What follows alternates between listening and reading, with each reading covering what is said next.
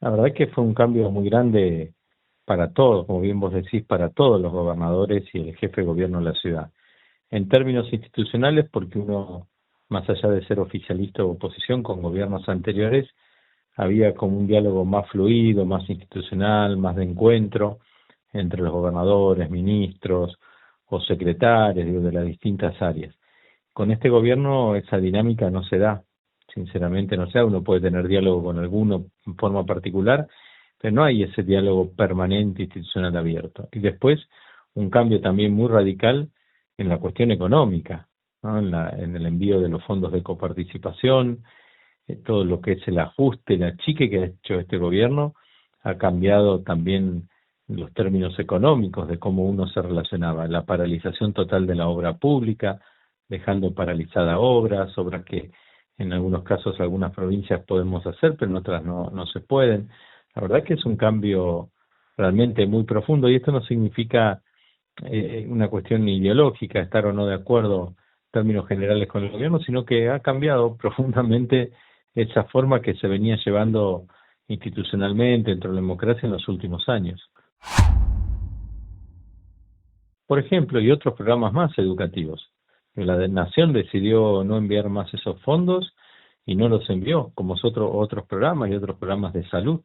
De manera unilateral el gobierno decide, a ver, ¿qué puede hacerlo? Sí puede hacerlo, pero cuando hay un diálogo institucional, hay por lo menos una mesa de discusión de trabajo, ni siquiera esa posibilidad estuvo. Entonces, eso te cambia rápidamente las condiciones en las que un gobierno provincial afronta los desafíos que tiene, porque contás con esos fondos que de un día para el otro no los tenés. Sí, digo, el fondo de incentivo docente, más ayuda a los comedores escolares, porque también hubo recortes, el fondo del gas envasado, que es la segunda gran inversión que tiene la provincia, sin dejar de acompañar a nuestros vecinos, aunque a veces muchos de los vecinos no tienen conocimiento porque quizás no están en esa situación de recibir el gas envasado, pero es una ayuda realmente importantísima y se fue cortando la ayuda a instituciones a través de algún tipo de ayuda, porque también les cortaron la ayuda, como también la liberación de tarifas, que eso trajo una situación muy compleja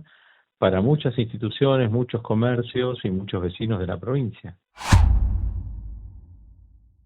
Se hizo el intento sabiendo que era muy difícil la situación, pero imagínate que si no existiera esta posibilidad, cuántos vecinos y vecinas ya le hubieran cortado el gas en pleno invierno, como lo hicieron en la pandemia, ¿te recordás?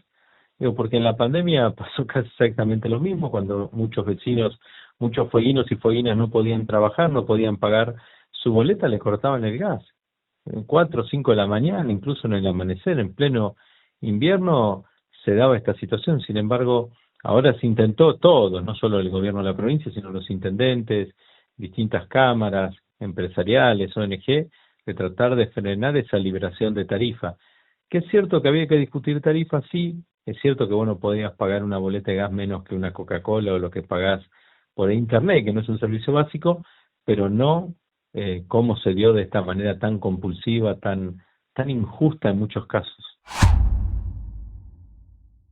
Yo creo que, mira, lo comparaba antes de ayer con la pandemia. ¿Te acordás en la pandemia, en el momento más duro, el Estado provincial, junto a las ayudas que dio el gobierno nacional en ese momento para sostener el empleo, en ese tiempo ayudamos a sostener el empleo en el sector privado y el Estado llevó muchos recursos e incluso fue reconocido en su momento por una de las revistas económicas más importantes del país como la jurisdicción que junto a la Ciudad de Buenos Aires más acompañó al sector privado. Bueno, en este tiempo hubo que acompañar mucho hacia adentro, ¿no? Al Estado, a nuestros servidores públicos, en las mejores condiciones posibles, ¿no? No solo que hemos pagado en tiempo y forma el salario, mantuvimos la paz social, hemos dado incrementos salariales, siempre reconociendo que veníamos de un proceso inflacionario, Guillermo, que pulverizó el salario. Entonces, a veces cuando entramos en discusión con algún sector, yo reconozco que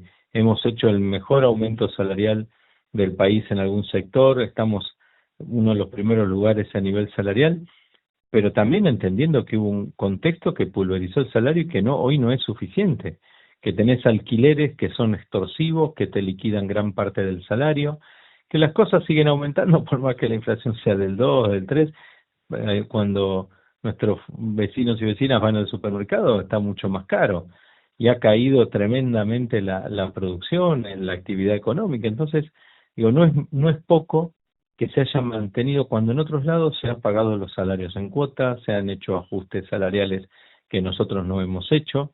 Entonces creo que, y eso yo por eso lo reconozco a Fran, al ministro de Economía y a su equipo, el gran trabajo que ha hecho, porque a pesar de la gran restricción, el gran recorte del Estado Nacional que muchos aplauden, ¿no? Pero yo siempre digo, no se dan cuenta que ese recorte llega al maestro, llega al médico, llega a la infraestructura sanitaria, llega a los insumos. La provincia no solo mantuvo salarios, siguió adelante con obras de infraestructura en salud y en educación importantes, tratando de que no falte absolutamente nada en el sistema público de salud, reforzando como se puede la obra social tan golpeada por esta crisis también económica y este proceso inflacionario tan alto en el sector de salud, que ha llevado a quebrar a muchas obras sociales provinciales, pero también sindicales. Sin embargo, digo, se sigue respondiendo. Más de 10.000 personas que se agregaron al sistema público de salud en la provincia y sin embargo se sigue atendiendo.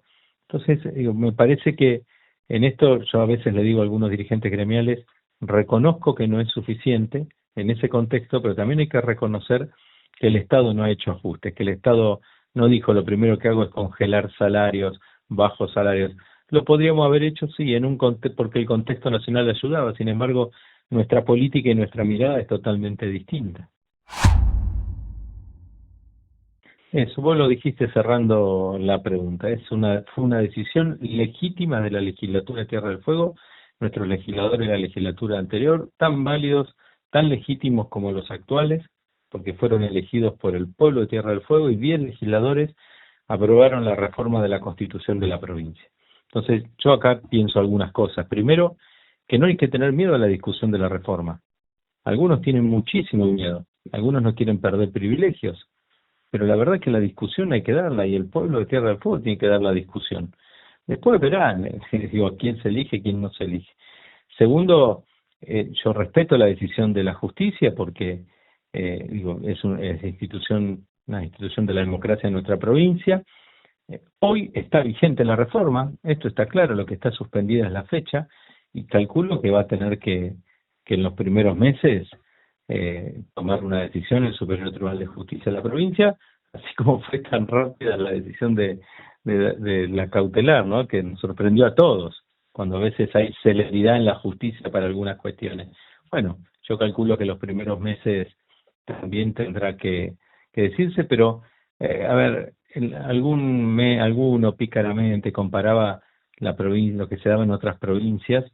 Nuestra situación es distinta, nuestra situación es discutir la constitución de la provincia, que nadie es dueño. Algunos dicen, no es el momento, nunca va a ser el momento. Algunos dicen, no, porque es reelección, siempre se va a decir lo mismo, porque siempre va a haber un gobernador, una gobernadora en el momento que se haga la reforma de la constitución. Pero yo insisto, ¿qué miedo tienen algunos? ¿No? No sé cuál es el miedo. Si dicen que somos un desastre como gobierno, bueno, no tengan problemas si nos ganan en cualquier elección, si es así. Si no quieren perder privilegio, bueno, la verdad es que llega el momento que hay que reformar y pensar más en otra constitución distinta, pensando en los próximos 35 años, así como pensamos los próximos 35 años en los recursos naturales, en las inversiones, en la infraestructura, en el crecimiento, también nuestra ley madre. Digo, no hay que tener miedo, hay que, mira, Guillermo, pasó no sé, una humanidad nueva por encima nuestro, con la revolución tecnológica, la industria, lo que nos ha pasado en la pandemia, ha habido un cambio cultural profundo, humano, humanitario profundo. Entonces, no tenemos que tener miedo a las discusiones, no tenemos que tener miedo a que si es más de este partido, menos del otro, nada, creo que tenemos que discutirlo y en serio, y no ponerse algunos como se ponen detrás de decir no es el momento, no es esto, es la reelección, y que no quieren perder privilegios y ser 4 o 5 los que siempre quieren gobernar la provincia o mandar a la provincia. Primero, hoy el vecino o la vecina nos quiere más cerca que nunca, ¿no? Al lado, con la verdad, con lo que se puede, diciendo lo que no se puede, pero la cercanía a cada situación que vive cada vecino o cada vecina, en lo positivo o en lo negativo que vive, es algo que nosotros tenemos que mejorar y mucho más. esa cercanía tiene que estar de forma permanente y constante con nuestros vecinos y nuestras vecinas. Seguir mejorando y profundizando el acompañamiento al sector privado, que lo venimos haciendo y hay que potenciarlo mucho más. Después a mí me preocupa el tema, y creo que en eso no pudimos encontrarle la vuelta, que es el tema de la continuidad en el ciclo lectivo. Nosotros no podemos seguir perdiendo días de clase a través de desobligaciones o asambleas. Para eso tenemos que trabajar fuertemente. Yo sigo creyendo en el diálogo, pero también con los pibes adentro, ¿no? Si no, los chicos no están en las aulas, bueno, cambian las condiciones. Pero tenemos que discutir con los chicos adentro y discutir una ley que nos garantice el mejor salario posible para nuestros docentes, la mejor infraestructura y las mejores condiciones didácticas de elementos para nuestros pibes. Lo mismo que para salud y para seguridad. Eso fue un punto flojo que tenemos que encontrar a la vuelta, insisto, dentro de un marco de diálogo, ¿no? De confrontación, digo, porque no sirve absolutamente para nada, pero sí con claridad, con firmeza y con la responsabilidad que nos toca a nosotros. Y después seguir trabajando más fuertemente en la inversión privada, que lo hemos logrado, pero tenemos que ir mucho más, dar valor agregado a nuestros recursos naturales.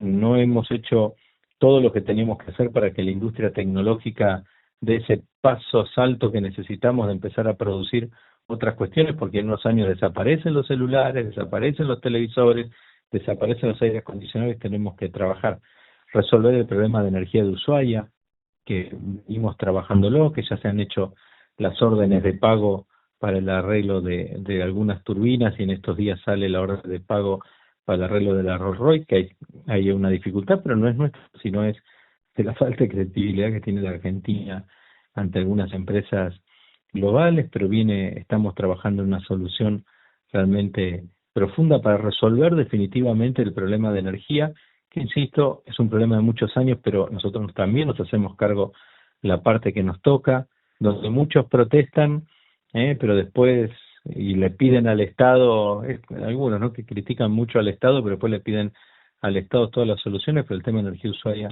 tenemos que resolver, afianzar definitivamente la obra del puerto de Río Grande y la industrialización del gas, la petroquímica, la inversión en Tolwyn.